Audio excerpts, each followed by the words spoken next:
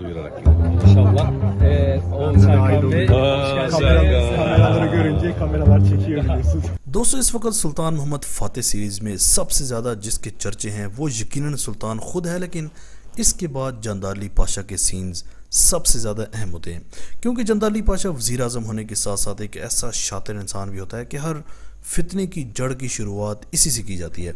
दोस्तों आप लोग देख सकते हैं कि जंदाली पाशा और सुल्तान आज एक साथ आपको स्क्रीन पर नज़र आ रहे होंगे। इस पर भी बात करेंगे कि ये आखिर क्या कह रहे हैं, लेकिन उससे पहले जानते हैं कि जंदाली का किरदार निभाने वाला असल में कौन शख्स है।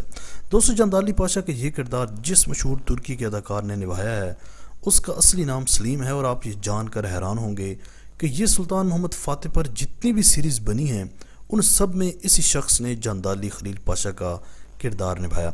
इसीलिए तो आप इसकी अदाकारी भी देख सकते हैं कि कैसे ज़बरदस्त अंदाज में इसने अदाकारी की। इसकी पैदाइश इराक़ की है और इसको इराक़ी टर्किश अदाकार भी कहा जाता है। इस शख्स पर एक बड़ा ज़बरदस्त कॉलम लिखा गया था कि ये जंदाली का इतना बेहतरीन करैक्टर निभाता है कि लगता है कि असल जंदाली पाशा भी यही था। इसके अलावा दोस्तों अगर ओवरऑल इस सीरीज़ के बारे में बात की जाए तो ऐसा लगता है कि तुर्की की जितनी भी बेहतरीन डायरेक्टर, प्रोड्यूसर और इसी तरह बेहतरीन अदाकार थे वो सब आपको इसी सीरीज़ में ही देखने को मिलेंगे, क्योंकि एक तो ये सीरीज़ इतनी लेट शुरू हुई है, नहीं तो इसने पता नहीं कौन कौन से नए रिकॉर्ड कायम करने थे। बहरहाल दोस्तों इस वक्त अशद ज़रूरत है कि पाकिस्तान को भी ऐसी कोई सीरीज़ बना लेनी चाहिए। अरे यार कब बनाओगे, जब सारे हीरोज़ पर दुनिया ड्रामे बना चुकी होगी तब एक प्योर पाकिस्तानी सीरीज़ पाकिस्तान में बने, और वो भी ऐसी तो अंदाज़ा लगाएं कि पूरी दुनिया में क्या आग लगा दे। मतलब अंदाज़ा लगाएं कि तुर्की को इन सीरीज़ पर कितना ज़्यादा प्रॉफिट हो रहा होगा। डिजिटल मीडिया का फेज़ अब तब्दील हो रहा है, दुनिया इसकी हवा के साथ साथ अपना रुख मोड़ रही है, लेकिन हम हैं कि उधर ही फंसे हैं इश्क मशूकी और अजीबो गरीब कहानियों में। लेकिन भाई तुर्की ने दुनिया में अपनी एक ऐसी पहचान इन सीरीज़ के हवाले से बना ली है कि अब तुर्की के अगले 20 से 30 साल कहीं पर भी नहीं गए।